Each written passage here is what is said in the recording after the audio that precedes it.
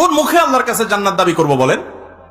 নবীদেরকে জীবন্ত করাত দিয়ে টুকরা করে ফেলা হয়েছে, আগুনে নিক্ষেপ করে ফেলে দেওয়া হয়েছে, একটার পর একটা ভয়াবহ পরীক্ষা নেওয়া হয়েছে। আল্লাহর নবী হওয়ার পর, আল্লাহর রাসূল হওয়ার পর তিলে তিলে তিলে তিলে আল্লাহ তাআলা তাদের পরীক্ষা নিয়েছেন, কষ্ট দিয়েছেন। শুধু তাদের নয়, নবী সাল্লাল্লাহু আলাইহি ওয়াসাল্লাম বলেছেন, ইন্নাল্লাহা ইযা আহাব্বা কওমান ইবতালাহুম।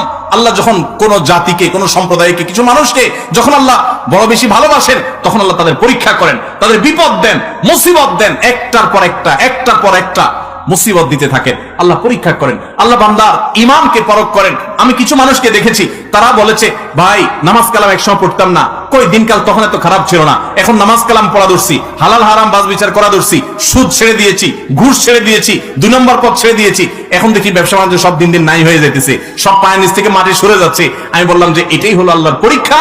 আল্লাহর দিকে যখন আসে কেউ, আল্লাহর দিকে আগায়, সে কি আসলেই আগাচ্ছে কিনা, সে কতটা পিওর, তার ভিতর থেকে সে অগ্রসর হয়েছে কিনা, আল্লাহ তাআলা ধাক্কা দিয়ে পরীক্ষা করেন।